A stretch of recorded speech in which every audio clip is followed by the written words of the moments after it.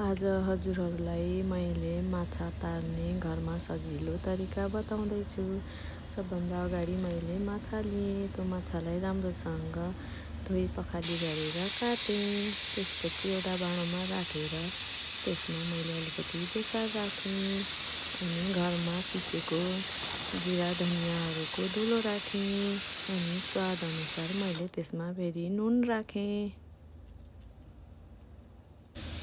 त्यसपछि पहिला नै पिसेर राखेको लसुन खुर्सानी र अदुवाको पेस्ट राखेँ।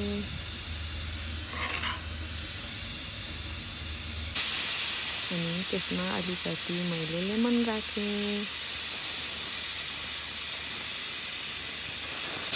लेमन राखिसकेपछि मैले एउटा अन्डा लिएँ। मैले अन्डाको सेतो भाग मात्रै त्यो माछामा राखेँ।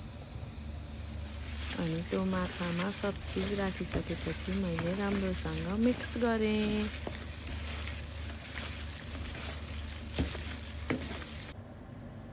अनि एउटा प्यानमा मैले तेल राखेँ। तेल राखिसकेपछि पहिल्यै यसलाई आधा घन्टा जति मैले छोपेर राखेको थिएँ अनि त्यसपछि त्यसलाई तेलमा फ्राई गर्नको लागि राखेँ।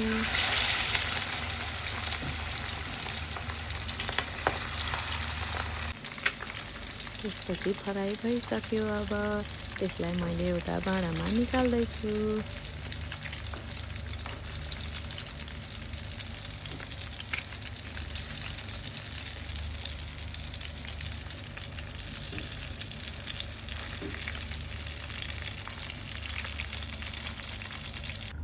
अब सबै निकालिसकेपछि मैले अचार राखिरहेको छु। मैले यो अचार चाहिँ माछा फ्राई गर्न राखिसकेको बेला बनाएको थिएँ।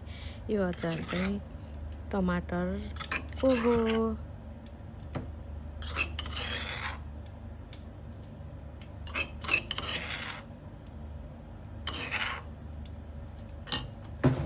अब मेरो माछा खानालाई रेडी भयो।